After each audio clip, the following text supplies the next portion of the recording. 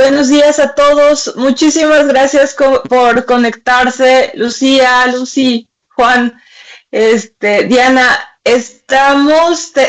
Tuvimos un problema de horario, no nos dimos cuenta que hoy había simulacro y lo intentamos ajustar a las 9, pero no todos se dieron cuenta, entonces por eso estamos empezando tarde. Les pedimos que nos den 4 minutitos más y 9:20 ya con quienes están. Vamos a iniciar. Igual y vamos a aprovechar y va a ser esto muy personalizado. De todas formas, esto se va a grabar y es la primera sesión del año del comité y vamos a tener más. Entonces, ténganos paciencia y ahorita iniciamos en unos minutos.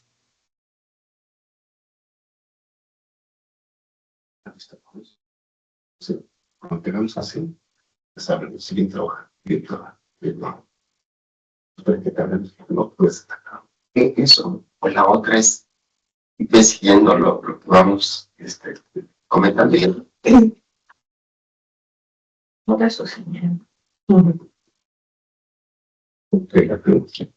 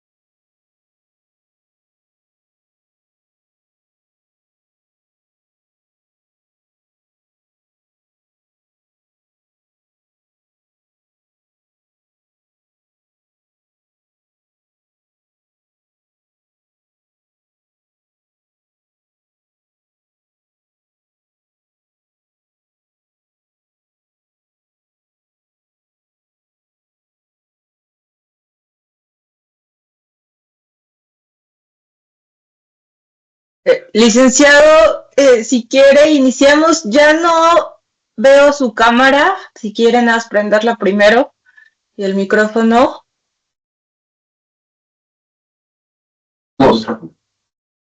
Hola. Ahí está. Listo. Entonces, bueno, muchas gracias.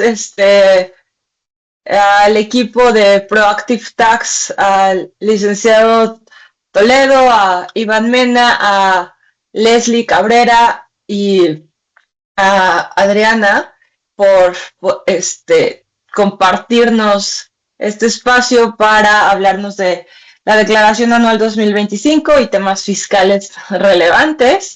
La idea es que durante el año nos puedan ir desde el comité compartiendo algunos temas que tenemos que estar, tienen las empresas que estar al tanto para no tener ninguna sorpresa y poder también compartir preocupaciones, dudas que tengan.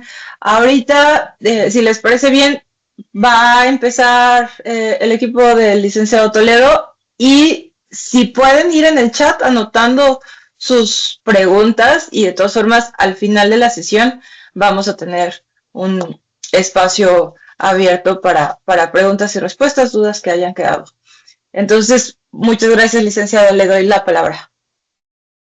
Muchísimas gracias, Andrea. Gracias a la Cámara Nórdica de Comercio en México por esta oportunidad que nos dan para poder platicar en tiempos de declaración anual todos los detalles que este formato tiene que llevar obligatoriamente, algunas opcionales y otras, pues por cuidarse, ¿verdad?, de información que la autoridad pudiera necesitar en un momento dado para realizar una revisión de cumplimiento fiscal.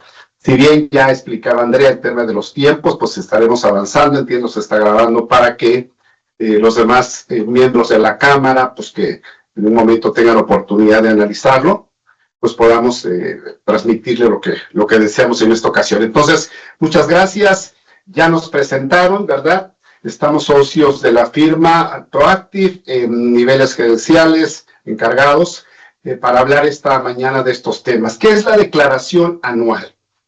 Bueno, pues es el formato en el cual un contribuyente prácticamente muestra todo.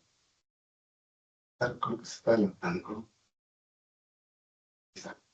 Un contribuyente pues muestra y presenta toda su operación, toda su información, todas las cifras, la fotografía financiera que ha realizado en el año inmediato anterior. Si bien tenemos 3 meses para poder realizar los cálculos y presentar este formato, desde el 1 de enero hasta el 31 de marzo, de repente la autoridad se cuestiona por qué un contribuyente lo presentó el día 15 de enero o el día 18 o 17 de febrero, ¿verdad?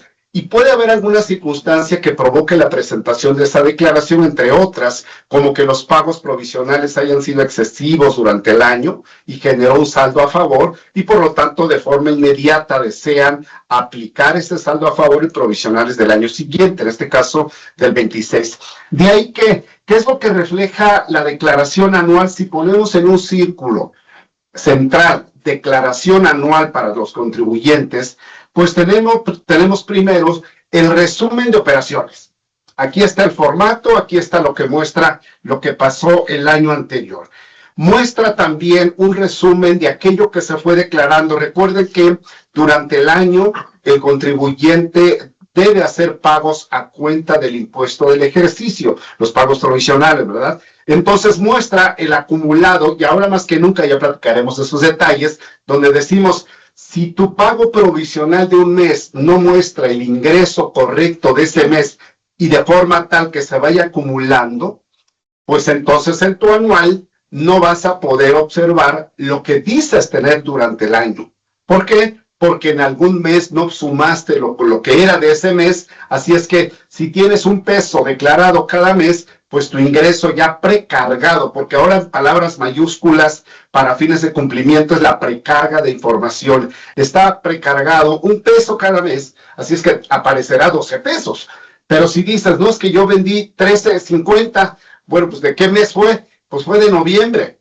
Y luego, ¿por qué no lo declaraste en tu provisional de noviembre? Pues algo pasó, bueno, pues haz una complementaria. Ahora, no solo es el formato de información, hay que estar atentos a los tiempos. También ya platicaremos un tema delicado. ¿Por qué estamos ahora en esta época Sí, a mediados de febrero hablamos de la declaración, antes hablábamos en marzo, ya no hay tiempo. ¿Por qué? Porque si un contribuyente tuviera alguna diferencia, como ahora lo expliqué, en los ingresos, pues presentará su complementaria de noviembre, se tienes que esperar cierto lapso, ahora entramos en detalle, y luego ya presentar la de diciembre, de tal forma que se vaya acumulando en la plataforma y en el sistema del SAT. Si no tomamos en cuenta el tiempo que nos puede llevar el que se precargue lo presentado en esa complementaria, nos va a ganar el tiempo. Y ya no hablar del tema de CFDI de nóminas, Iván, que más tarde vas a comentar de ello. Entonces, seguimos en el círculo. Primero, anual en el centro, resumen de operaciones, muestra lo declarado en provisionales, identifica las cifras de la vida operacional de ese negocio, esa declaración, muestra el ISR, el IVA, cifras de atributos fiscales, tu vida, tu situación, tu fotografía acumulada en la estancia de la operación del negocio. Muestra también qué documentos podría tener un contribuyente para respaldar su operación en caso de una aclaración ante las autoridades. Ya conocemos el sistema, ahora comentaremos también rápidamente el tema de qué va a hacer la autoridad para acercarse a los contribuyentes a verificar el cumplimiento, vigilancia profunda, revisión de gabinete, invitaciones, ¿verdad? Así es que, ojo en la documentación que debo tener respecto a lo que estoy mostrando en la declaración. Operaciones con terceros. Ahora comentaremos de tener sesgada la operación para ver con quién trabajé, si vendí al extranjero, si hay tasa del cero de IVA, etcétera, etcétera. Identificación y muestra de la historia. Conclusión, ese círculo central de la declaración con todo lo que conlleva alrededor es la vida de una empresa. Así es que abordaremos un poco entre los cuatro esta charla, esta plática, por eso así estamos sentados. Asumimos que ustedes están del otro lado y ahí estamos platicando, por eso decía Andrea en dudas, pues vamos avanzando. Así es que el objetivo, pues, es analizar esos renglones, esos temas para tomar en cuenta y no perderlo de vista. Aquí están los antecedentes, pues claro, está en la ley, ya decíamos, hay 3 meses, aunque la autoridad, y hay también colegas profesionales que señalan, oye, no es recomendable presentarlo anticipadamente. Bueno, pues es que el tema de la obligación no es recomendación, es el deber ser. Si me señala que del 1 de enero al 31 de marzo, por supuesto, hay 3 tipos de contribuyentes, ¿verdad? El que se excedió en pagos provisionales y que no tuvo quizás ese análisis ni una asesoría especializada para verificar cómo iban sus pagos provisionales durante el año y le da favor, bueno, pues ese lo puede presentar cuando quiera, de todos modos está a favor. Va a presentar un contribuyente que trae pérdidas fiscales, bueno, pues lo va a presentar quizás cuando pueda, dentro de ese lapso. Pero existe el que tiene a pagar. No le fue suficiente a sus provisionales, tiene que pagar. Pues diría, no, pues hasta el 31 de marzo. Cuidado, porque la plataforma se llena el sistema de SAT y es probable que no lo puedas presentar, amén de las diferencias que ya hablamos. Entonces, hay que tener mucho cuidado, repito, por ello, hoy quisimos hablar y por supuesto la Cámara estará a la orden de todos los que somos participantes dentro de nuestra Cámara para poder acercarse y con todo gusto les apoyamos. ¿Qué es lo que se determina en esa declaración? Bueno, pues el resultado fiscal, ¿verdad? Que ya sabemos la fórmula de cómo se determina y la base gravable para la PTU, que también es un tema delicado, lo comentaremos más abajito. Se determina el ISR correspondiente con la tasa corporativa del ISR del 30%. Ya sabemos que los empresarios y las empresas pagan más del 30%, pero mientras 30%. Se presenta pues ante las oficinas autorizadas, se determina la utilidad y por supuesto la PTU, que amén de que es un 10%, sabemos que tiene una limitante de 2 días, ¿verdad? El promedio de los últimos 3 meses de sueldo o la percepción de los promedio de los 3 años en PTU. Es un tema interesante que hay que analizar cuando ya estamos en el análisis económico final, ¿no? Toda la información que se ocupa, ¿verdad?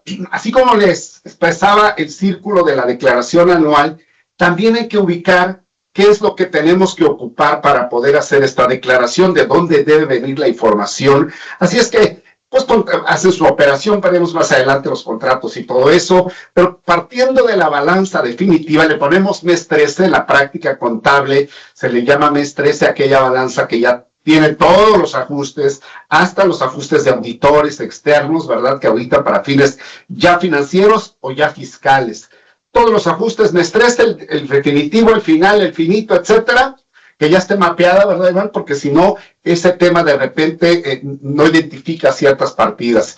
Estados financieros básicos, que se tenga ya amarrado, por supuesto, con la balanza.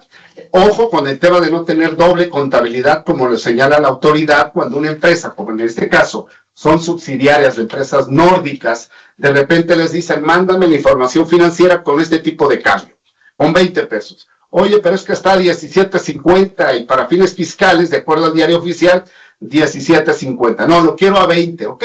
No es que haya dos contabilidades, solo es el 20 pesos por dólar, es para reporte, no es para fines de presentar una información indebida. Su comparativo con el 24, ¿verdad? En el caso del estado de resultados, pues ya decíamos, debe estar segmentado y ahí es donde viene ya el tema de identificar. ¿Le vendí o no a partes relacionadas, nacionales o extranjeras? Y ojo con tema de precios de transferencias por el asunto de valor de mercado y hablaremos más adelante de ello también. Hay que evitar errores, hay que tener todo identificado a valores de mercado, bien amarrada a la base del IVA y todos los demás efectos que esas transacciones pudieran generar.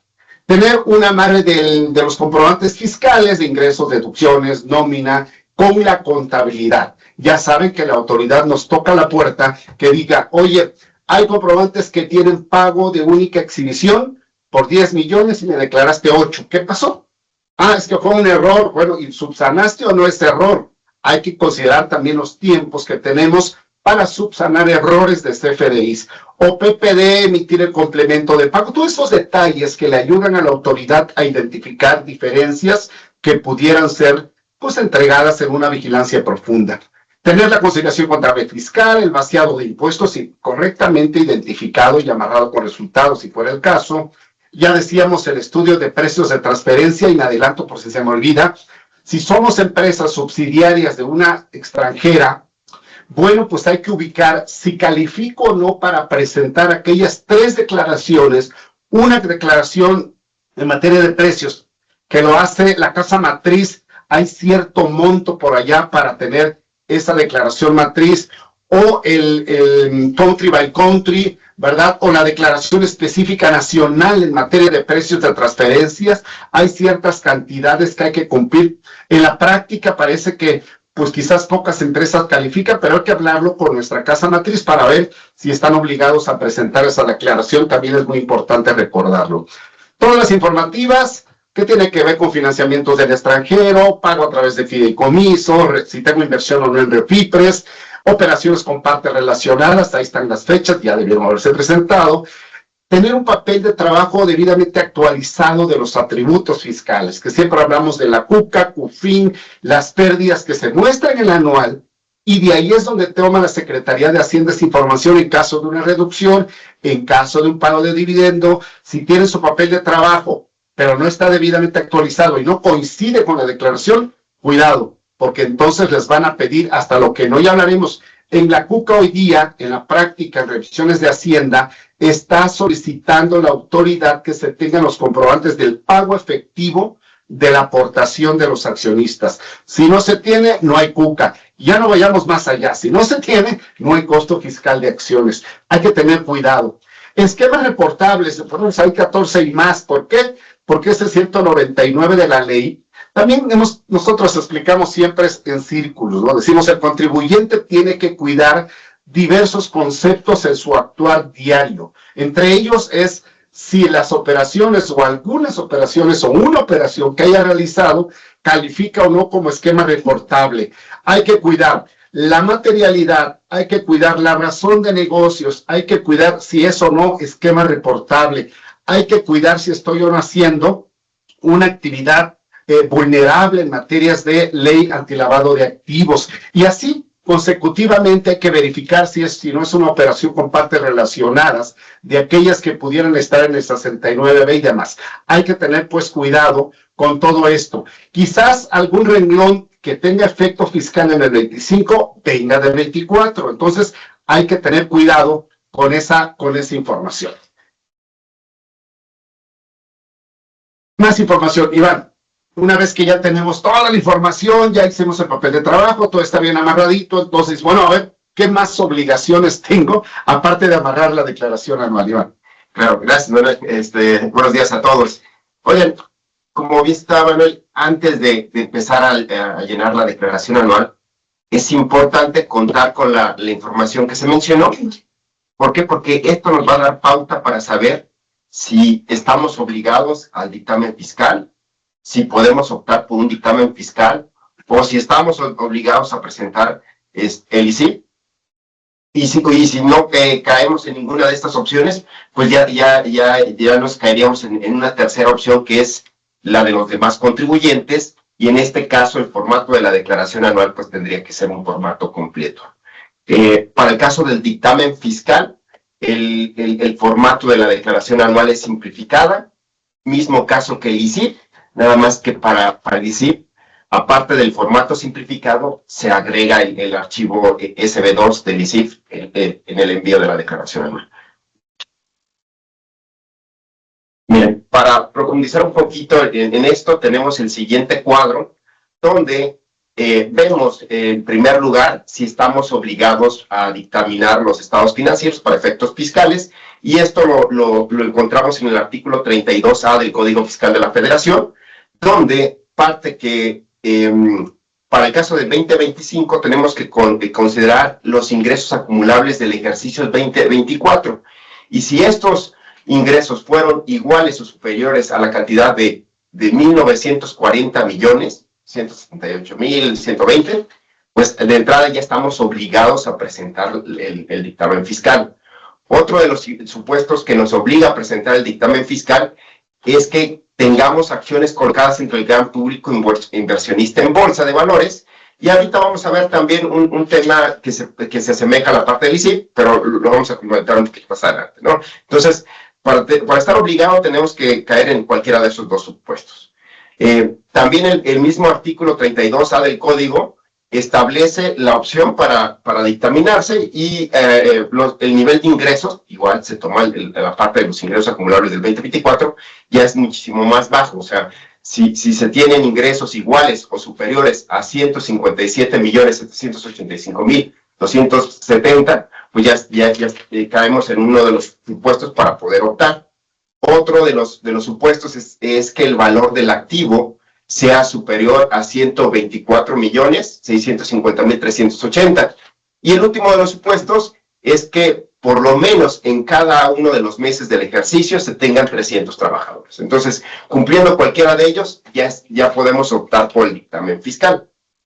Para el caso del valor del activo, hay una resolución miscelánea que te dice cómo determinar el valor del activo, que las personas de nuestra edad seguramente se acordarán del famoso IMPACT, o del impuesto al activo. Es un cálculo similar, ¿no? Donde se determinan promedio de activos financieros, activos fijos, inventarios y demás. Pero bueno, a grosso modo, con ver una balanza uno se da cuenta si el valor del activo es superior o no a los 124 millones. Ahora, continuando con la parte del ICIP, tenemos que la obligación se encuentra en el artículo 32H del Código, y te menciona que si los ingresos acumulables del ejercicio 2024 son iguales o superiores a 1.062.919.860, estamos obligados a presentar el ICIP. El siguiente supuesto es que tengan acciones colocadas entre el gran público inversionista en bolsa de valores y que no se encuentre en cualquier otro supuesto del artículo 32H. Si nos damos cuenta, este supuesto es parecido al que tenemos en el dictamen obligatorio. Sin embargo, aquí se pueden dar dos tipos de situaciones. Una, donde en este caso la persona moral tenga acciones colocadas en el gran público inversionista en bolsa de valores y decida presentar el ICIP. Si lo hace de esta manera, el dictamen fiscal sigue siendo obligatorio, o sea, tendría que cumplir con dos obligaciones. De ahí que muchos lo que dicen, oye, si me encuentro en este supuesto, lo que voy a hacer es presentar el dictamen fiscal, al cabo que estoy obligado a presentarlo, y eso, el presentar el dictamen fiscal me revela exactamente, perdón, me quita la obligación de presentar el ICIP. Entonces, esa es a grandes rasgos la diferencia entre estos dos supuestos. Otro de los supuestos, continuando con la obligación del ICIP, es que las sociedades mercantiles se encuentren en el régimen fiscal opcional para grupos de sociedades, o sea, lo que es la famosa integración fiscal. Las entidades paraestatales de la administración pública están obligadas. Las personas morales residentes en el extranjero que tengan en el país están obligadas, sea cual sea el monto de los ingresos que tengan, ¿no? O sea, incluso no teniendo ingresos, están obligados por el simple hecho de ser una persona moral residente en el extranjero con OIP aquí en México. Cualquier residente en México, persona moral, respecto de las operaciones llevadas a cabo con residentes en el extranjero. Y aquí tenemos, hay una miscelánea que está ahí abajito, que te dice, oye, ¿sabes qué? No vas a cumplir con esta obligación siempre y cuando tus operaciones no excedan de 100 millones con el extranjero. Y aquí es donde entra hemos visto que muchos colegas dicen, oye, ¿sabes qué? Pues este tipo de operaciones se refiere a ingresos y gastos. Pero hay operaciones, por ejemplo, el decreto de dividendos o un préstamo que no lo toman en consideración. Aquí lo que hemos visto, o lo que dice el código, es cualquier operación llevada a cabo con un residente en el extranjero, no te dice si es de ingreso o de egreso, tienes la obligación de presentar el ICIP. Entonces, de ahí que nosotros somos de la idea de si se realizaron operaciones con residentes en el extranjero mayores a 100 millones, se está obligado a presentar el ICIP, así sea préstamos, dividendos, reducciones de capital, aumentos de capital. ¿Vale? Ahora, el último de los supuestos está en que los contribuyentes o aquellas personas morales e incluso personas físicas que tengan operaciones o que sean partes relacionadas con contribuyentes que están obligados a dictaminarse, también estarán obligados al ICIP. Aquí hay un umbral para no caer en el ICIP. O sea, para el caso de aquellas personas físicas o morales que tengan actividades empresariales menores a 13 millones, quedan relevados de presentarlo. Mismo caso, aquellas personas físicas que tengan operaciones o más bien ingresos por servicios profesionales con un valor de 3 millones de pesos. ¿Sí? Y como les decíamos anteriormente, los contribuyentes quedan relevados de presentar el ICIP si presentan el dictamen fiscal, ya sea obligatorio u optativo. ¿Vale? Y bueno, el siguiente de los supuestos es el que ya comentamos, los 100 millones. Y bueno, para los otros contribuyentes, ¿se acuerdan de la lámina anterior donde hicimos una clasificación de dictamen fiscal, ICIP y demás contribuyentes? Pues aquí no aplica nada, se tiene que presentar el formato completo de la declaración anual, incluyendo los estados financieros y conciliación contable fiscal. Fíjate, Iván, si empezamos en ese cuadrito, ¿y por qué lo estamos mencionando ahora en épocas de declaración anual, verdad? Damos a la última columna y decimos, todos los contribuyentes, todos, presentan su declaración anual completa. O sea, es formato general que tiene estados financieros, la conciliación, los detalles, ¿no? Todo el mundo. Luego empezamos hacia arriba, ¿no? Todos los demás pueden empezar con un formato simplificado, que no incluye, como bien lo cita, esos financieros de la conciliación. ¿Por qué? Porque ya estará en el ICIP, porque ya estará en el dictamen opcional o obligatorio, ¿verdad? Entonces, todo mundo, formato general y solo en forma específica. ¿Y por qué lo ponemos? Porque vamos a ver enseguida qué información es la que contiene ese formato de anual. Y para ello ya debimos haber filtrado por este cuadrito, para ver en dónde me ubico y ver qué información le pongo. Leslie, ¿cuál es la información que se debe presentar ya dentro del cuerpo de la declaración anual? Ok. Buenos días a todos. De acuerdo con lo anterior, y como ya lo comentó Manuel Iván, y atendiendo todos los supuestos que ya hemos comentado, nos encontramos diversas formas para configurar nuestra declaración. Primeramente, debemos acceder al sistema, ya sea con e-firma o contraseña. Vamos a dar clic en presentar la declaración. Al ingresar a configuración de la declaración, vamos a anotar el ejercicio, periodo y tipo de declaración en todos los casos. He aquí donde vamos a encontrar distintas diferencias entre un formato simplificado para declaración anual con dictamen obligatorio. En este caso, vamos a responder sí a la pregunta de ¿estás obligado a dictaminar estados financieros en términos del artículo 32A del Código Fiscal de la Federación? Y se nos va a desplegar solamente una palomita en ICR de personas morales. Para un formato simplificado para la declaración anual con dictamen opcional, vamos a tener que contestar en la primera pregunta un no. ¿Estás obligado a dictaminar estados financieros en términos del 32A del Código Fiscal de la Federación? Se nos va a desplegar otra pregunta. Ahí vamos a contestar con un sí. ¿Optas por dictaminar tus estados financieros en términos del artículo 32A del Código Fiscal de la Federación?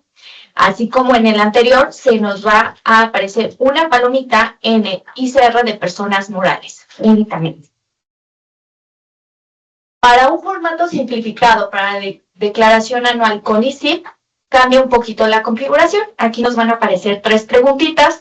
En la primera vamos a contestar un no, con estás obligado a dictaminar estados financieros en términos del artículo 32A del Código Fiscal de la Federación.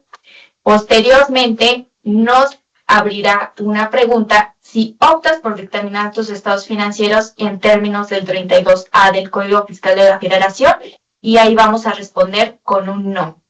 Posteriormente, una tercera pregunta, ¿estás obligado a presentar la información sobre tu información fiscal de acuerdo al artículo 32H del Código Fiscal de la Federación? Y aquí vamos a darle sí. Aquí, a diferencia de las anteriores, vamos a tener 2 palomitas con un ICR de personas morales y una información sobre tu situación fiscal.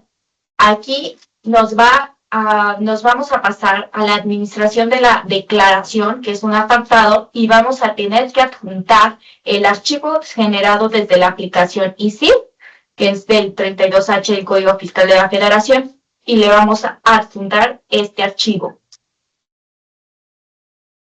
Y finalizando con un formato completo para la declaración anual, pues también son 3 preguntas que vamos a contestar con un no.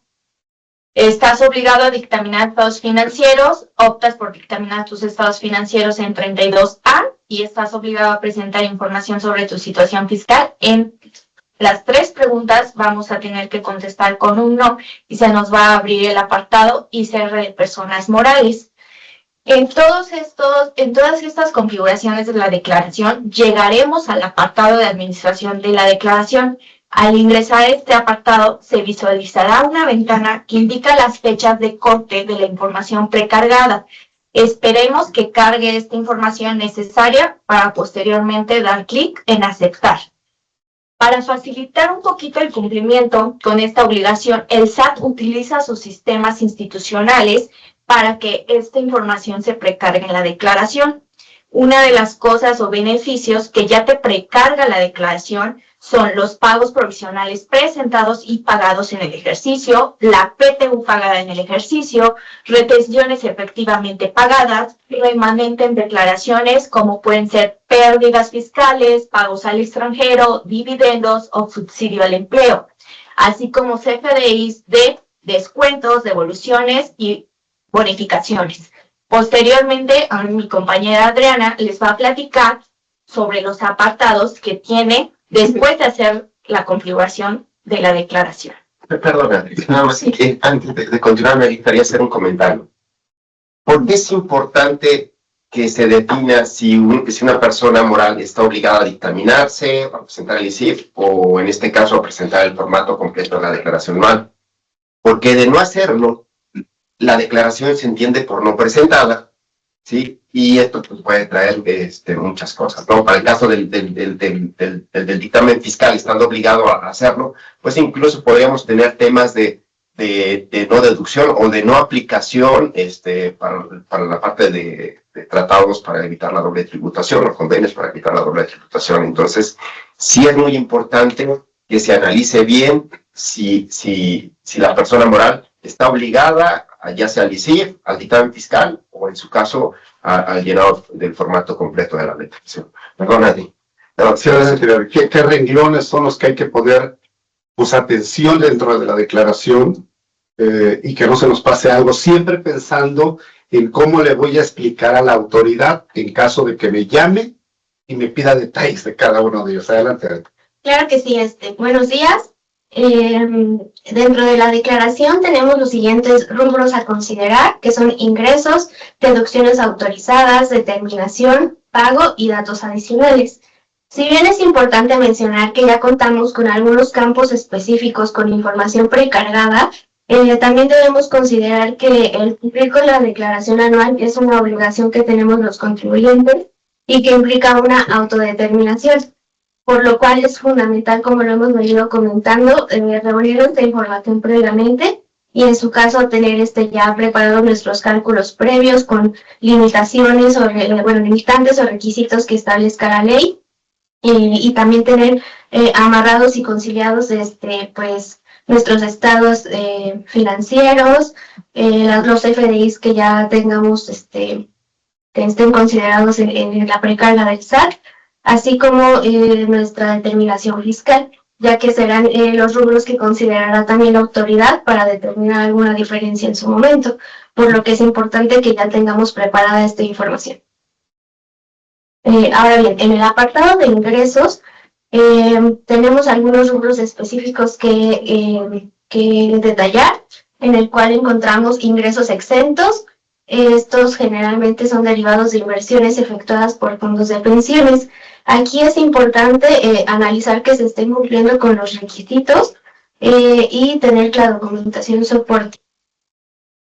Adicionalmente, es importante hacer nuestra correcta distinción entre nuestros ingresos acumulables y no acumulables, ya que dentro del formato que está en el aplicativo del SAT, considera ingresos no acumulables por aumentos de capital, por pagos de pérdidas por accionistas, primas obtenidas en colocación de acciones, valuar acciones con métodos de participación, dividendos o utilidades de otras personas morales residentes en México, ingresos por apoyos a través de programas de la Federación y otros ingresos no acumulables.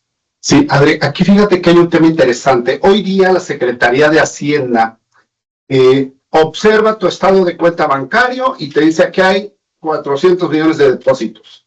Y aquí en tu declaración tienes 380 millones de ingresos acumulables. Esos 20 de diferencia es un ingreso acumulable. Y el contribuyente va y explica, no, es que obtuvo un financiamiento, ¿verdad? Es que el accionista aportó capital, es que fíjate que una parte relacionada que pagué por su cuenta y tengo un contrato de terceros, me dio un reembolso de gasto, tiene que estar explicando a detalle. Hoy lo que busca la autoridad con estos renglones es, para ya no preguntarte el por qué el diferencial, decláramelo acá. Pero si vemos, no está ese renglón tan sonado que son los depósitos bancarios, o le llaman depósitos no identificados, que de entrada le llaman ingreso acumulable. Hay que buscar en dónde poder integrarlo. Aquí les faltó a la autoridad, pero es un detalle con el que hay que amarrar que los FDIs que emitimos durante el año, como cualquier empresa que acumula sus ingresos de acuerdo a los momentos que señala el artículo 17 de la Ley de Renta, los 3 supuestos que hay, pues entonces todos los FDIs deben cuadrar perfectamente con lo declarado y, ojo, tener al lado el estado de cuenta bancario. Si hay un diferencial que no me cuadra, ¿verdad? Hay que identificar, por eso son las conciliaciones bancarias de lo cobrado. La empresa acumula con base a devengamiento, pero si es una entidad que acumula con base a cobro, como son las sociedades civiles o personas físicas, bien conciliado. Si no, el día de mañana vamos a estar batallando para identificar y explicarle. Hay casos que se han ido a juicio por este tema de depósitos no identificados. Esto pretende más o menos avanzar en explicarle a la autoridad que es lo que no debe considerarse como un ingreso fiscal, ¿no? O incluso los préstamos, ¿no? Ah, los préstamos, claro, los préstamos. O sea, me cayó un dinero, me prestaron el contrato y esto y el otro, ya estamos en materialidad. Si no me pruebas que es verdaderamente un financiamiento con todas las características que pudiera tener, porque no es tan fácil decir, aquí está el contrato y aquí está, y fueron 20 millones de pesos. Ok, ¿desde cuándo te lo prestó? En febrero del 25. Muy bien, ¿y cuánto hay de intereses? ¿Y fue extranjero? ¿Hay retención? ¿No hay retención? Y empieza la complicación. Hay que tener muy claro las circunstancias de cuando no hay intereses en un financiamiento. Y es que de entrada, Manuel, también el formato está raro, o sea, aumentos de capital, un aumento de capital no es un ingreso para mí. Claro, es un ingreso contable, nada más que va el capital contable. Va el capital contable, entonces, ¿cuántas personas morales no tienen aumentos de capital? Y no sé si lo estén acumulando, digo, hemos visto que la mayoría no lo hace, ¿no? Este formatito ya viene por lo menos de 2, 3 años, 2022. Ahora, Iván, fíjate, siempre pensando, y que bueno, a veces nos toca dar conferencias, ¿no? En el Colegio de Contadores, en otras asociaciones, o en alguien que nos invite, preguntamos, ¿hay alguien de la autoridad aquí? ¿Verdad? Sí, perfecto, porque nos va a ayudar a explicar las dudas que salgan, ¿no? Realmente es para cuidarnos, pero si hoy hiciéramos una correlación de cada tema, yo les pondría al lado el artículo con el que hay que tener cuidado. El primer punto es el tema de qué fondo de inversión extranjero invirtió en tu negocio y que está exento porque el fondo de pensión está exento, entonces tu parte de acá no lo grabes, identifícamelo. Aumento de capital, ¿viste el aviso de modificación de accionistas? ¿Verdad que no? Te agarro. Pagos de pérdidas por accionistas. Oye, ¿qué uso le diste? Ah, es que pues debe llegar primero al capital social y después aplicarse contablemente, no directamente, porque si no, ojo, es reducción de capital y me tienes que dar el cálculo de impuestos. Primas obtenidas en colocación de acciones. A ver, demuéstrame que efectivamente el nuevo accionista que entró, que es el único caso, creo, en la práctica donde pudiera haber una prima por colocación de nuevas acciones, muéstrame cómo es que integraste esa prima y que con esa no se vaya a beneficiar a otro. O sea, y puedo seguir de este lado, siempre es ver, o allá en las pérdidas, 69, transmisión de pérdidas, ¿no? Cada cosa debe tener alguna correlación por el cual la autoridad puede llegar a tocarte la puerta, ¿no? Adelante.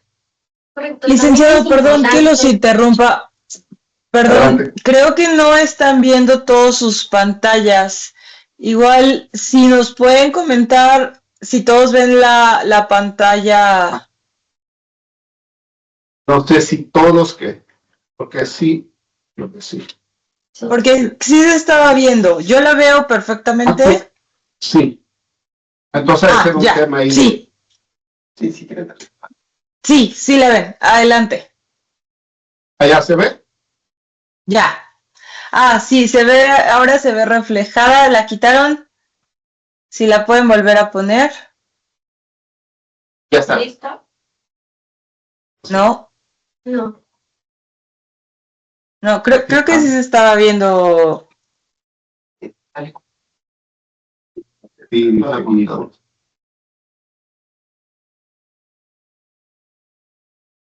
Ok, entonces otra vez sí pueden compartir. sí. Perdón. Sí, ahí vamos. A ver. ¿Se están? En otra pestaña que aparece aquí. La otra pestaña. Ahí están. Compartir.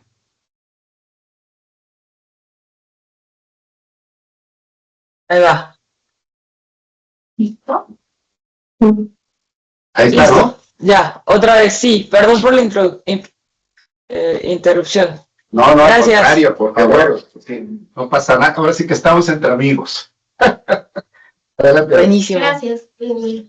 Bueno, igual es importante mencionar que derivado de esta conciliación y la precarga que ya se tiene en la plataforma, ya el SAT no permite avanzar en la carga de la información si hay algún error, hay algún campo que no se ha terminado de llenar o hay alguna diferencia, por lo que hasta que se tenga todo conforme incluso en los estados financieros comparados con los del año anterior, no deben existir diferencias para que se pueda continuar con la carga de la información. Ahora bien, En cuanto al apartado de ingresos, también tenemos ingresos del extranjero. Dentro de este apartado, lo que se va a requerir es colocar el país fuente donde esté ubicado en el extranjero, el monto de los ingresos, el monto del ISR pagado en el extranjero, el ingreso acumulable, que sería la suma de los dos rubros anteriores, y el ISR acreditable pagado en el extranjero. Aquí es muy importante para el ISR acreditable considerar las limitantes que se mencionen en la ley para poder hacerlo de manera correcta. De igual manera ocurre con los dividendos del extranjero. En este apartado se va a solicitar colocar el país de la sociedad pagadora, número de identificación fiscal, monto del dividendo percibido y de igual forma el ISR acreditable pagado en el extranjero, considerando siempre las limitantes que establezca la ley. Otro aspecto que se considera dentro de este documento son los ingresos que solo se acumulan en la declaración anual. Esto se debe a que en muchas ocasiones dentro de nuestros pagos provisionales no se determinan y hay que tomar en cuenta los riesgos que se puedan tener al omitir alguno de estos que se listan a continuación. Estímulos fiscales acumulables, utilidades distribuidas por fideicomisos, ajuste derivado por precios de transferencias, que era lo que veníamos comentando desde el inicio, ingresos por fideicomisos inmobiliarios, ganancia por enajenación total de activo, opciones de acumulación de ingresos por cobro total o parcial del precio, el 3% del costo de adquisición de terrenos deducido, la diferencia total de erogaciones estimadas y otros ingresos acumulables.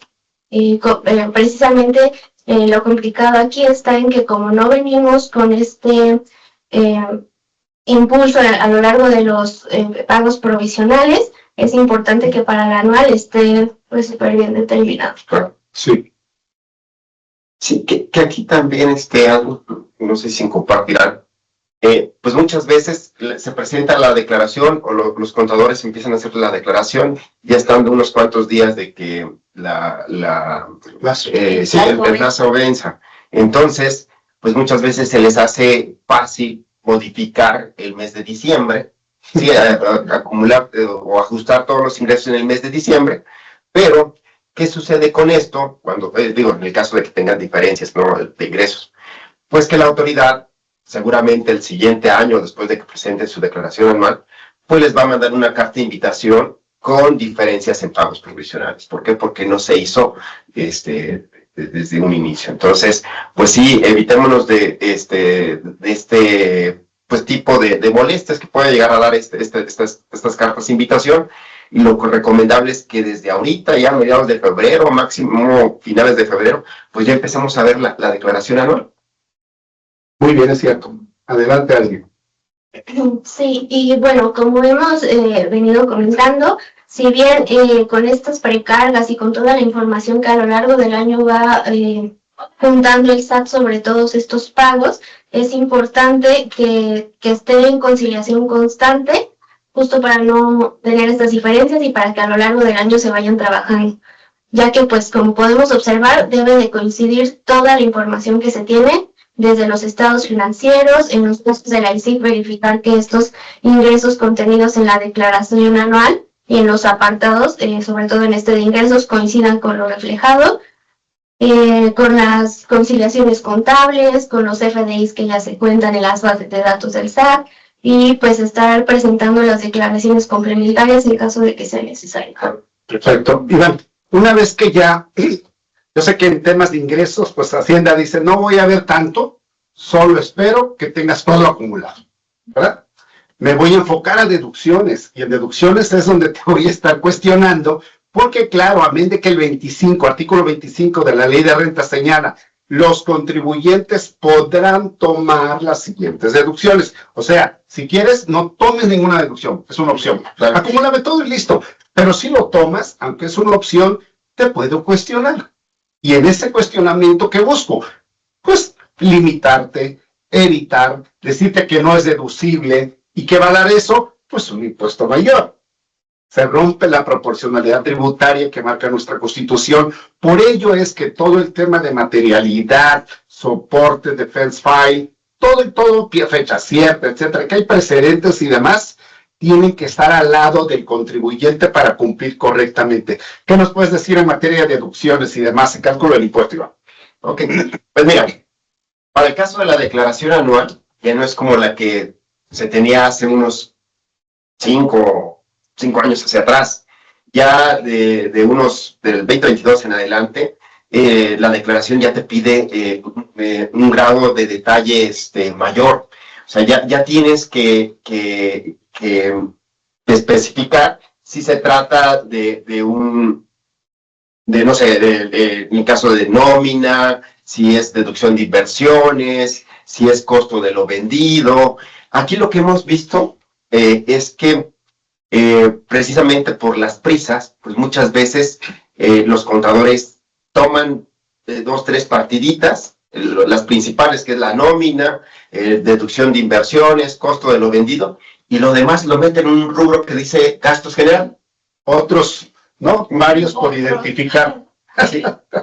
Eso puede ocasionar que la autoridad, a la hora de revisar, pues se meta a profundidad, o incluso en una complementaria que se presente en ejercicios posteriores, pues la autoridad te puede revisar esos gastos generales de las notas. Entonces, lo recomendable es especificarlo. Incluso te pide, oye, todo lo que pagaste de impuestos sobre nóminas, pues cotéjalo con tu vaciado de los impuestos sobre nóminas. Todo lo que fue de cuotas patronales, pues cotéjalo con también tus cuotas, importaciones, ir detallando. Obviamente, llega el caso donde ciertas partidas pues ya no se podrán meter, pero es entendible pues que lo juntes y lo metas dentro de la parte de los gastos generales. Entonces, eso en materia de deducción, lo que hemos visto. En materia de inversión, la realidad es que ya te piden muchísimo más información, porque te piden el tipo de inversión, un subtipo de inversión, es decir, automóviles, ¿sí?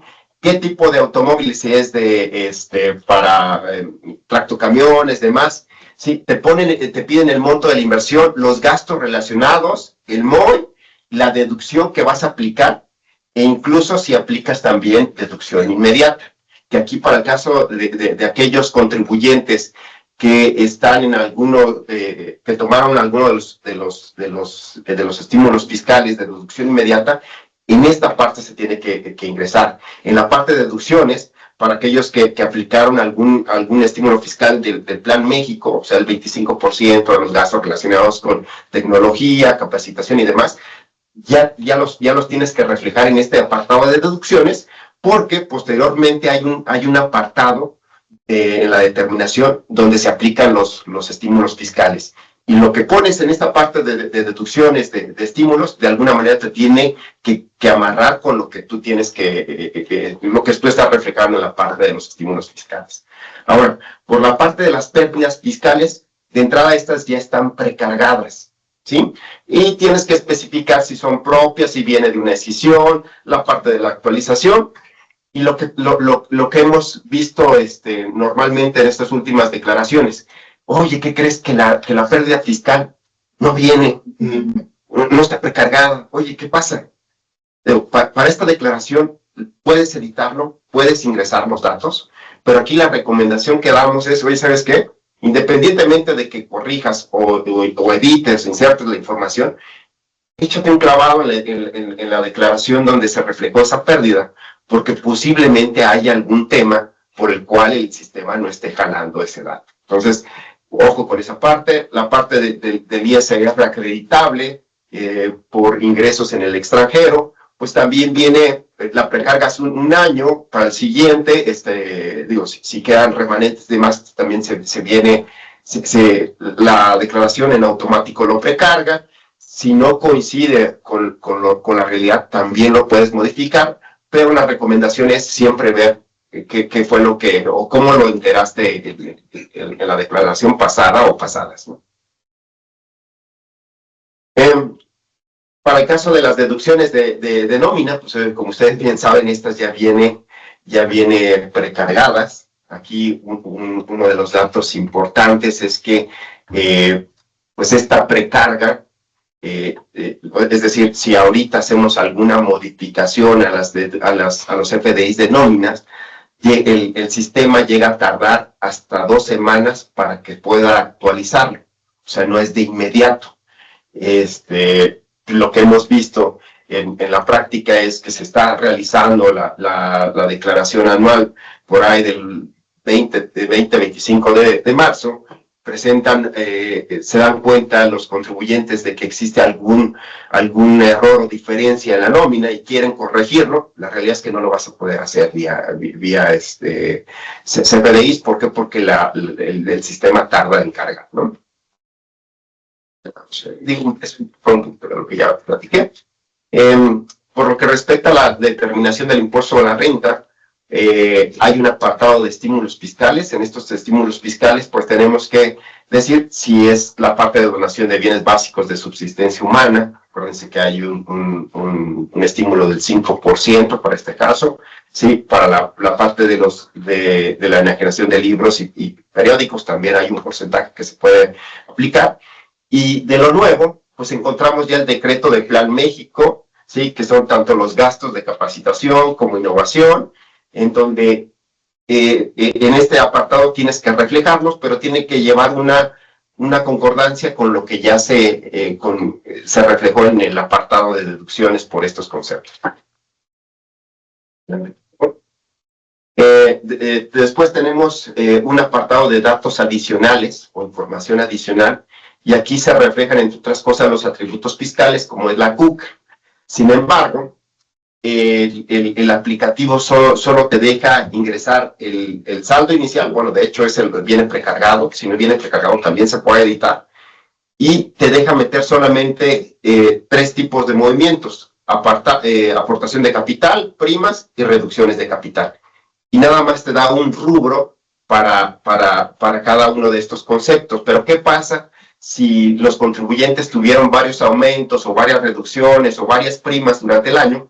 Pues aquí lo que te dice el instructivo del llevado de la declaración anual es que los vas a tener que juntar, ¿sí?, para efectos de reflejarlo en un solo rubro, ¿no? O sea, vas a tener que determinar, en este caso, en el cuadrito naranja, pero sí, cremita, vemos los movimientos que tiene la compañía: aumentos de capital, primas, reducciones. Vemos cómo se actualizan los movimientos y vemos cómo te dice la autoridad: oye, ¿sabes qué? Necesito que me subes por cada concepto los movimientos que tuviste, y así lo reflejes en la declaración. ¿No? Para el caso de la CUFIN, mismo caso. O sea, nada más te permite reflejar una parte de dividendos o utilidades percibidos de otras personas morales. ¿Qué pasa si tuviste durante el año varios movimientos de dividendos percibidos, o que decretaste o hiciste varios decretos de dividendos durante el año? Como ustedes bien saben, la parte de la actualización pues sí es diferente por cada evento. Entonces, lo que te pide la autoridad es que los juntes y los metas de manera concentrada, ¿vale? Bueno, un tema interesante. Siempre nos cuestionamos, y quizás se está observando en estos formatos, qué bueno que la autoridad ya puso el formato. Nos preguntamos: oye, ¿qué pasa con la PTU pagada? Lo tengo que restar 2 veces para la UFIN. Del lado izquierdo es la UFIN del año y del lado derecho es la suma de todos los años, incluyendo la del presente 2025, que ahora se va a declarar. Nos dice: oye, no, pues si arriba desde el resultado fiscal ya está la deducción de la PTU pagada, ya no lo vuelvas a meter abajo. Francamente, ya lo hemos platicado en otros foros, el efecto de la PTU debiera ser distinto para la UFIN, pero bueno, aquí la propia autoridad, consciente que no se dobletea, así es que hay que tener cuidado y en su caso recalcular, y por supuesto estamos listos para darle una revisada a sus números. Sí, es buen punto. O sea, ya por lo menos la parte del resultado fiscal ya la autoridad lo está precargando. Sí. Para el caso de la CUFIN. Eso sería por el rubro de ISR personas morales. ¿Se acuerdan en un principio lo que explicaba Leslie? Venían 2 circulitos, uno decía ISR personas morales y otro estados financieros. Pues el rubro de ISR personas morales es el que quedó a un lado. Y ahorita seguimos con la parte de estados financieros. Estamos hablando de un formato completo de la declaración anual. Aquí, de entrada, el estado financiero o los estados financieros que te piden ya son dos. En un principio, cuando salió esto en el 2024, eran los cuatro: el estado de situación financiera, resultados, el de variaciones de capital y el de flujos de efectivo. Ahorita, bueno, desde el 24 nada más son dos, que es el estado de posición financiera y el estado de resultados. Siguen siendo comparativos, ¿sí? El aplicativo jala la información que se reflejó en el ejercicio 2024, y de ahí es que es muy importante que los estados financieros que reflejemos sean comparativos. Es decir, como hay varios rubros, ustedes lo pueden ver desde su parte derecha, sí, que las cuentas que se hayan incluido, por ejemplo, en la parte de efectivo y equivalentes de efectivos, pues sean las mismas que se reflejaron en el 2024 con las del 2025. Sí, deudores diversos, sí, o sea, que haya una consistencia en el tema de que sean comparativos. De lo contrario, pues pudieran llegar hasta diferencias, incluso hasta la autoridad pudiera llamarle la atención. Sí, lo que metas en el capital contable, oye, ¿qué pasó? O sea, en 2024 tenías un capital contable grande y ahora es menor. Pues si no lo hacemos de manera comparativa, pues puede llamarle esto la atención a la autoridad y obviamente pues te puede llamar, ¿no? Aquí ya hay muchísimo mayor detalle. En todos los rubros, de entrada tenemos que ponerle algo, por así decirlo. Es decir, si no tenemos datos, tenemos que ponerle ahí en la columnita que dice sin datos, un clic, y al ponerle la palomita, se inhabilita esa cuenta. O sea, si no lo pones, vas a tener que capturar del lado derecho de su pantalla. Ustedes pueden ver ahí unos botoncitos que dicen capturar. Ahí entras y es donde se tiene que estar, ya todo viene precargado, ya todos los conceptos están precargados. Es para agregar, capturar y ir guardando. Ahora, al igual que en años pasados, está la parte o la opción de incluir notas. Sí, esto consideramos que sí es importante para ciertos casos. Por ejemplo, aquellas compañías que llegan a adoptar IFRS cuando antes tenían adoptadas las NIF, las normas mexicanas, pues de repente estas IFRS, pues lo que te piden es un poquito de mayor detalle y demás. Entonces, aquí, o incluso hasta reformular estados financieros de años pasados. Entonces, si se da este tipo de casos, aquí sí recomendamos incluir notas, ¿no? Porque se está mareando. Lo que no recomendamos del todo es que si ya la información viene precargada, ¿sí? Y de repente, bueno, me refiero a la columna 2024, la cancelamos o la quitamos, así porque no quisimos entrar en más detalle, pues esto le puede llamar la atención a la autoridad. Oye, tú antes tenías, no sé, inversiones en acciones y ahora resulta que ya no tienes inversiones en acciones. Entonces, ese tipo de casos, por eso lo que recomendamos es que se analicen bien y en dado caso que vayamos a meter algún ajuste a años pasados, inclusive ver la partecita de ver si metemos o no una notita aclaratoria. Hay que tener cuidado, Iván. Si bien ahí aparece el tema de las notas, es como cuando vamos a una revisión Hacienda, ¿no? Contesta específicamente lo que te pregunto. Oye, ¿hace sol? Sí. Vamos a decir, el sol está hermoso y todo. ¿Quieres ir a la playa? ¿Tienes dinero? Entonces te empiezan a cuestionar más cosas. Entonces, si no es necesario, no pongan notas. Correcto. ¿Vale? Muestren la información que ahí haya generado la empresa, y esa observación fue interesante. Oye, si el año pasado tenías inversión en acciones y ahora no lo tienes, no veo en la conciliación la ganancia o la pérdida por venta de acciones. Todo tiene un efecto fiscal, todo. Y ahí claramente, sin que hagamos nada más, con ver las cifras, una persona que vea con técnica estos números puede hacer una revisión directa al contribuyente, ¿no? Adelante. Sí, claro. Bueno, es por la parte del estado de situación financiera. Por la parte del estado de resultados, lo que comentaba Manuel en un principio, ya ahora y es un estado de resultados segmentados. ¿Por qué? Porque tenemos, para el caso del 2025, que segmentar la operación o los resultados con partes relacionadas o con terceros o no relacionadas. ¿Sí? Al final viene una sumatoria y esa sumatoria se compara con la información del 2024. Entonces, ahí, ojo, de igual forma, esta parte o el tema de que sean comparativos, pues le puede dar luz a la autoridad para saber qué es lo que estás haciendo, ¿no? Oye, fíjate, pues antes tenías un costo de ventas chiquitín, ahorita tienes los mismos ingresos en el 2025, pero tienes un costo de ventas grande, pues ¿qué está pasando? Entonces, ese tipo de cosas recomendamos que se analicen, incluso para aquellos que presentan dictamen fiscal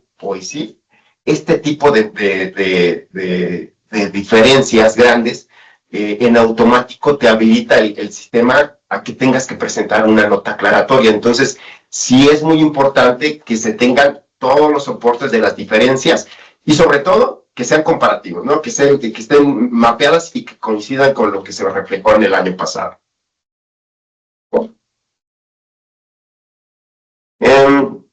La parte de la conciliación contable fiscal, de igual forma, aquí, ¿se acuerdan que antes venían 2, 3 rubros en la conciliación?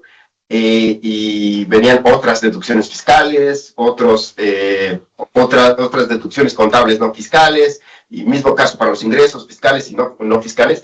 Pues ahorita, bueno, desde hace tiempo, pues ya lo tenemos que detallar, ¿no? Ya tenemos que decir que si son provisiones, que si son seguros, que toda esa parte ya se detalla. Ya prácticamente esta parte del formato de declaración anual completa, pues ya se está asemejando a lo que es un ICIF o un dictamen fiscal. Entonces, por eso es importantísimo que antes de empezar con la declaración anual se reúna con toda la información, porque de lo contrario, pues se va a estar ajustando, se va a estar inventando, y acuérdense que esos ajustes o inventos, pues pueden traer consecuencias fiscales para las compañías. Fíjate que el que armó este formatito lo copió de años anteriores, ¿no? Porque ahí viene resultado por posición monetaria, el repomo, ¿no? Que a los contadores les gusta mucho ese concepto. Pero resulta que ya no existe el repomo, ¿no? Hoy día es, pues, el método de participación, resultado por participaciones subsidiarias en las utilidades, que es el método de participación, es lo que habría que poner ahí en su caso, y ahí cabe una nota, ¿verdad? Se refiere al resultado por invertir en subsidiarias. Maravilloso.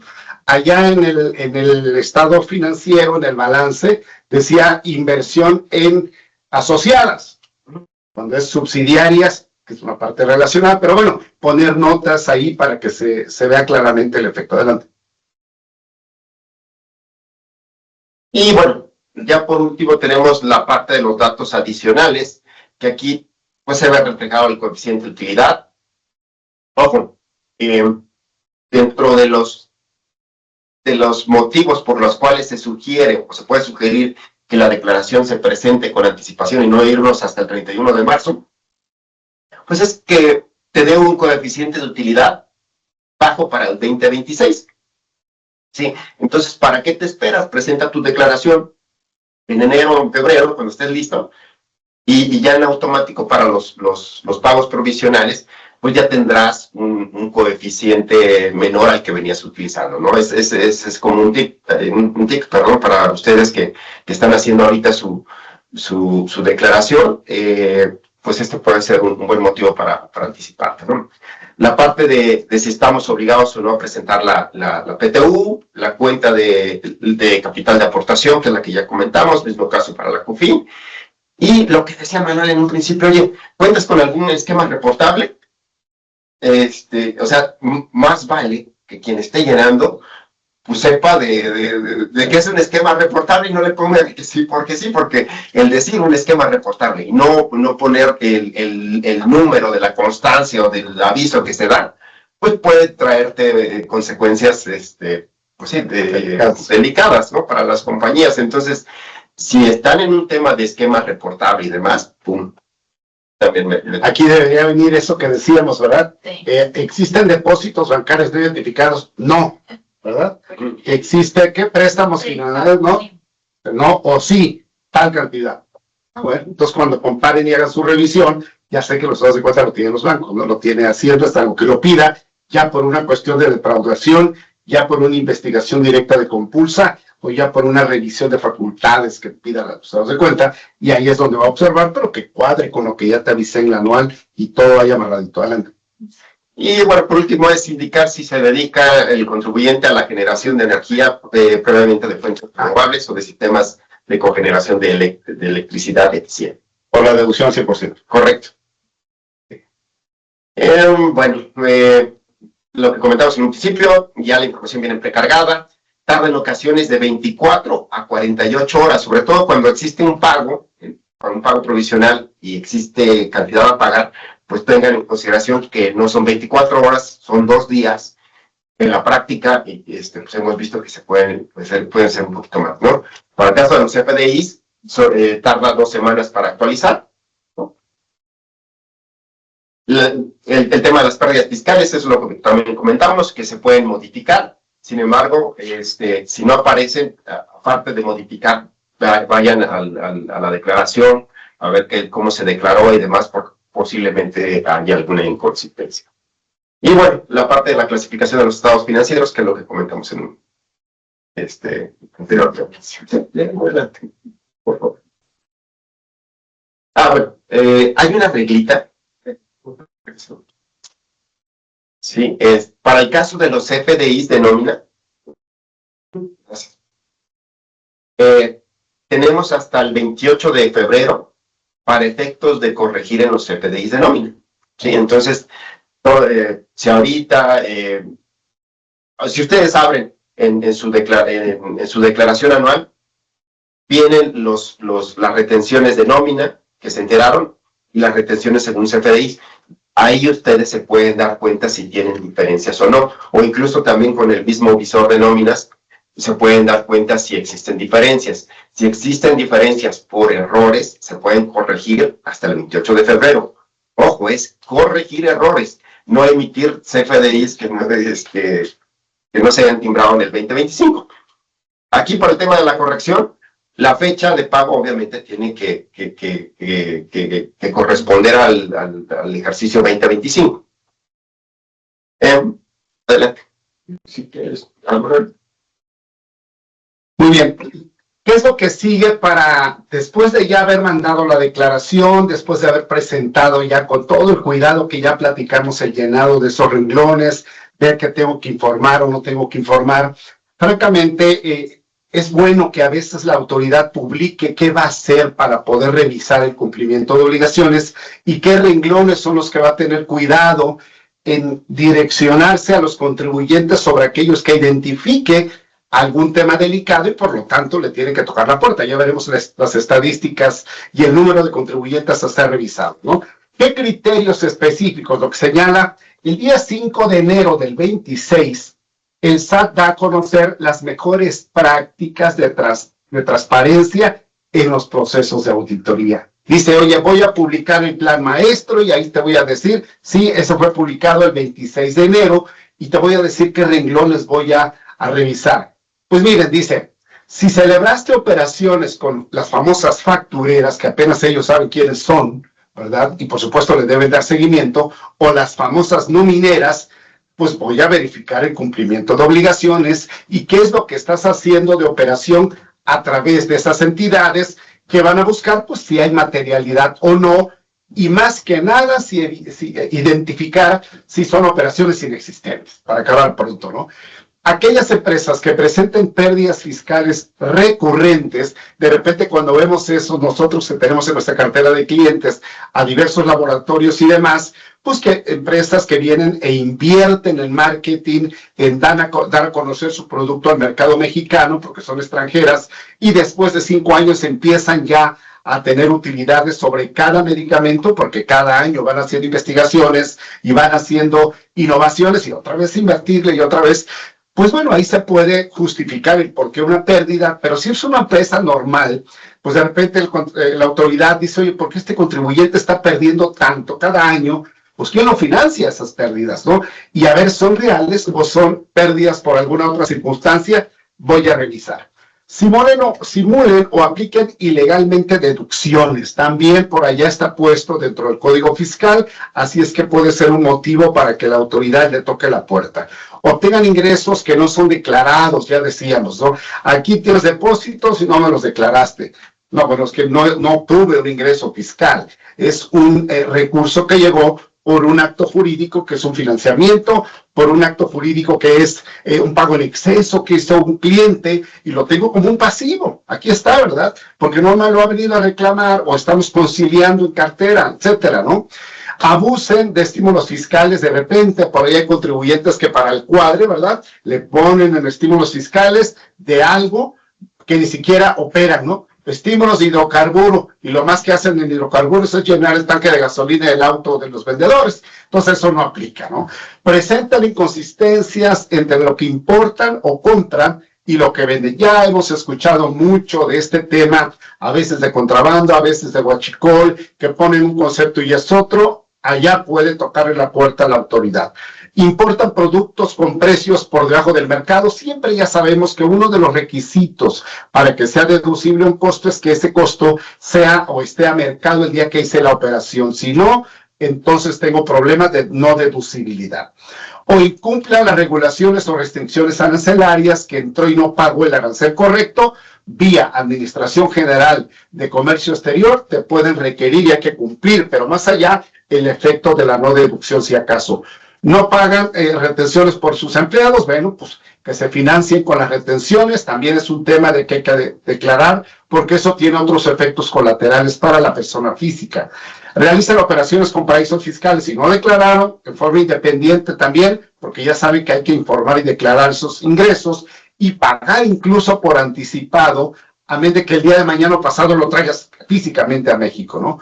Solicitan devoluciones improcedentes, pagan menos impuestos en tasa efectiva comparado con su sector, ahí viene, pero francamente me parece que desde el 21 ya no se están publicando ese porcentaje que representa el impuesto sobre el ingreso acumulable total, que no es una tasa efectiva, pero la autoridad así le ha llamado, así es que hay que siempre revisar con la historia más o menos por dónde andamos y verificar si estamos siendo un contribuyente que está declarando más o menos lo que la autoridad espera.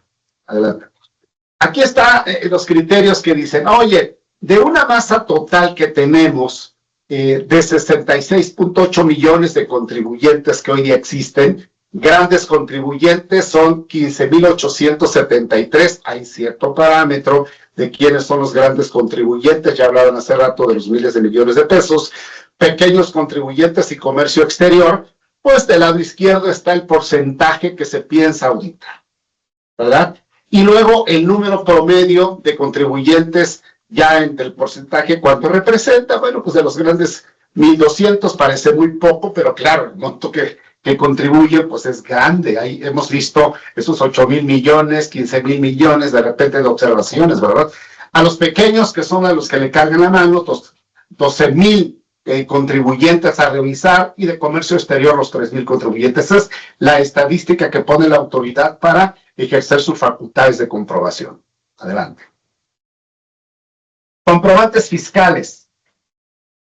Iván, eras un poquito, todos seguimos aquí. Bueno, sí. Artículo 29, así que les vamos dándolo a la limón, ¿no? Órale. Resulta que tenemos ya disposiciones del 69 bis, operaciones inexistentes, y todavía viva México, dicen el mexicano, buscándole cómo tener comprobantes fiscales de operaciones inexistentes, o que no son verdaderas, o que son no reales.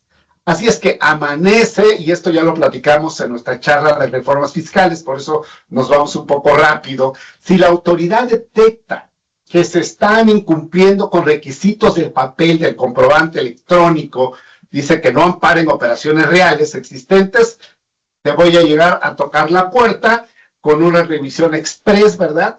Y entonces el efecto fuerte, a menos de que le revise al que expidió, pues el efecto fuerte, porque claro, el que expidió no le va a decir, maestro, fíjate que observé que no es una operación real, y luego cancélame la acumulación del ingreso, ya no me lo acumule, ya no me pagues IVA. Eso, ¿verdad? Va a ir contra el que tomó el acreditamiento, va a ir contra el que tomó la deducción, a ese es el que va a molestar. Y el gran tema es, ante una cuestión jurídica, estoy como comprador, como adquirente, con todos mis derechos para poder defenderme ante la autoridad. ¿Me van a respetar mi derecho de audiencia o no? Porque este camino, repito, solo está tocándole la puerta al que expide el comprobante, y a ese, gracias a lo que encuentren acá, castigan al que adquirió. ¿Cómo ves ese asunto, Iván? Está terrible. Adelante. Porque, bueno, de entrada, todo esto se origina porque la autoridad, en el ejercicio de cualquiera de sus facultades establecidas en el código, que pueden ser las facultades de comprobación, como las facultades de gestión, que pueden ser las cartas de invitación. Sí. ¿Sí? El no atender una carta de invitación, ¿sí?, puede originar que se derive todo este procedimiento. Y bueno, ya como bien acabas de citar, se establece un nuevo supuesto para visitas domiciliarias por este tema, que es cuando la autoridad presuma que se emitieron comprobantes o CFDIs que no cumplen con este requisito de que sean operaciones existentes, verdaderas o actos jurídicos reales. Y bueno, todo esto acaba en que hay un nuevo procedimiento que es el 49 bis del Código Fiscal de la Federación, Sí. donde la autoridad de entrada, cuando llega y notifica, suspende la emisión del CFDI para aquella persona que le está tocando la puerta, ¿no? Puede usar todo el tema de las herramientas tecnológicas, que pueden ser cámaras, ¿sí?, grabadoras, para efectos de levantar todo lo que ellos consideran pruebas que servirán tanto para decir que si es una persona cumplidora o que emite comprobantes falsos, lo puede utilizar, ¿no? Esto se va a notificar vía buzón tributario, o en su caso por estrados, así es que tengan mucho cuidado, ¿sí? Y el tiempo máximo de esta revisión es el de 24 días hábiles, o sea, es...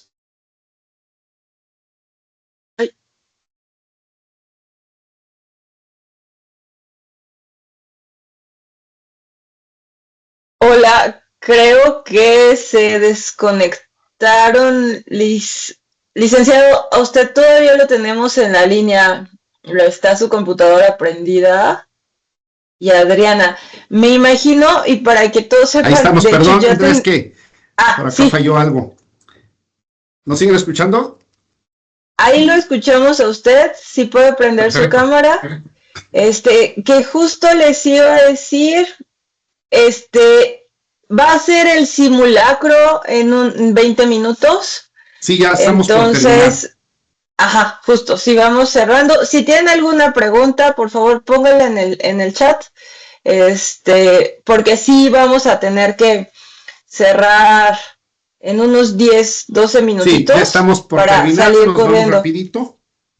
Sí, igual en lo que se estamos conectan, en lo que pone la presentación, aprovecho para pedir una disculpa a quienes se conectaron a las 10. Bueno, a todos tuvimos ahí un tema de ajustamos la hora por el simulacro, que es a las 11.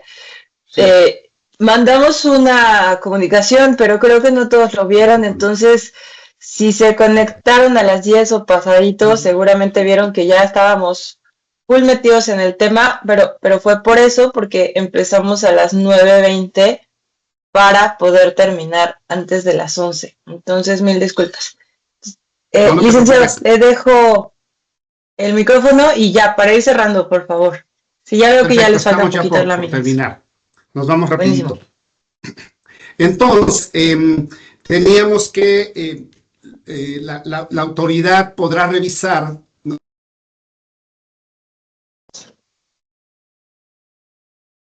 Ahí estamos.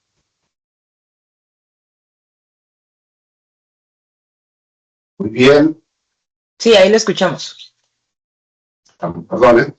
Entonces, estas operaciones pues tienen que estar siendo reales, ¿verdad? Porque de lo contrario, pues la autoridad podría señalar que no, que es una operación inexistente y por lo tanto revisará pues al contribuyente, pues no sé, a ver. Ahí está.